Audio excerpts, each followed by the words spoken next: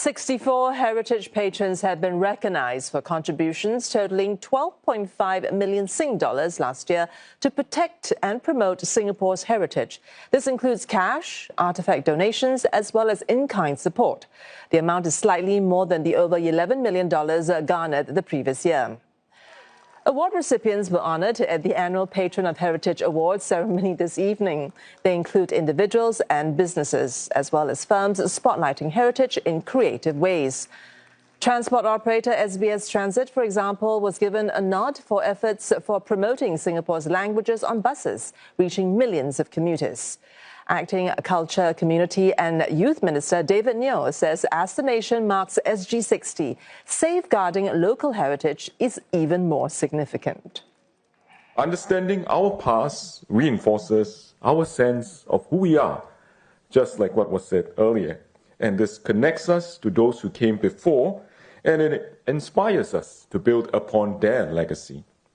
Well, heritage anchors us onto our identity as a multicultural and cohesive society. It reminds us of the boldness of our forefathers who overcame great challenges to build our nation. Next up, Dr. Benjamin Seet, who is among the 64 patrons of Heritage honoured today. Dr. Seet donated his collection of more than 800 aerial propaganda material that was dropped on the population during World War II in the 1940s and the Malayan emergency in the 1950s and 60s. Benjamin, thanks for joining us this evening. Thanks for having me here. I understand you've been collecting this material for 30 years, right? Right. But you have decided to donate them to the National Heritage Board. Why did you do that? And was there some sadness in parting with your materials? So it was a collection that I put together over 30 years. And I think when you look at it, it was probably about 900 over pieces of propaganda materials, collaterals. It was a huge collection, yes. Obviously.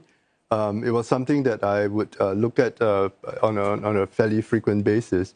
And I would say that it probably grew too big for a private collection. I mean, it was taking up a lot of space. But I think more importantly, I felt that it was too important to remain in private hands. And I would just sort of wanted to share it with the wider Singapore. Right. And where did you find these materials? I mean, over 30 years. And was there a particular piece that started you on this journey? Okay. The first few pieces, actually, I think if you look back a little bit, I mean, I was very interested in history at that point in time. I read history very profusely. And I think it was during one visit to a shop in the UK, in London, where I chanced upon this leaflet. And it was sort of like, hey, I'm actually seeing things that I read about. I didn't even know that you could actually even buy them. I mean, it's things you'd expect to see in a museum.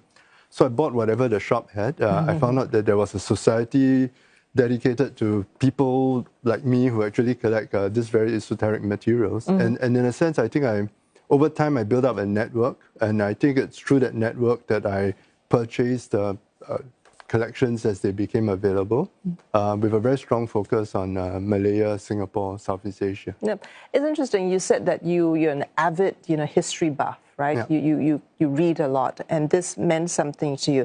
But this particular topic of the propaganda material of this time period, what did it actually mean to you? Was there a certain message for you? I don't think it was so much propaganda as a thematic area of interest. Okay. It was collecting old ephemeria, historical artifacts from the past. So I do collect other areas. I mean, I do have a collection of materials from Japanese-occupied Singapore, Shonan. So it's more than propaganda. It's materials, receipts, things that people used during that period. So initially it started as adding to that collection. But with time, I think it became a little bit more focused, a little bit more specialized. And I think the interest is more in the materials themselves than the platform of propaganda warfare. Right. Specifically to the Malayan emergency, there were some messages, that particularly warned people against the Communist Party. Messages like, your children will suffer. Yeah. What do you make of those kind of messaging? So when you look at propaganda warfare, there's two types. There's strategic. So strategic attempts to underline the whole communist philosophy and agenda. Yeah. But there were many tactical leaflets at that point in time too. In fact, the term winning the hearts and minds of the people was actually coined during the Malayan emergency, specific to propaganda warfare. Okay. And I think there were different types of propaganda. There were rewards. I mean, you surrender your weapons, you surrender yourself, there was a reward. There was guilt. So, for example, they actually even posted letters from someone's mum to say, look, your mum misses you, she hasn't seen you for 5 years. Who's going to feed your kids?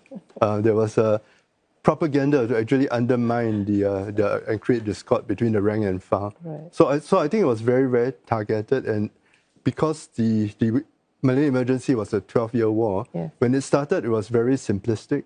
But by the time it went into the 5th, the 6th, and definitely by the 10th year, it became very, very sophisticated and targeted. And as you collected this, and like you said, you noticed the progression, right, of these materials. What did it tell you about the mindset and strategies of that time? So initially, when the first propagandas in the initial years of the emergency were actually created by British officers trying to imagine how propaganda could work against ethnic Chinese, Malays in the jungles. But I think with time, they actually recruited surrendered communist terrorists, people who actually understood what life was like in the jungle. And in the end, it became a lot more targeted. So it went from something that was very general, generic, into something that was really very specific, sometimes down to a particular individual. Your collection is believed to be the largest private collection. It's also one of the most complete in the region? For this particular area, I think there are collections that probably go into the thousands of pieces for people from Europe.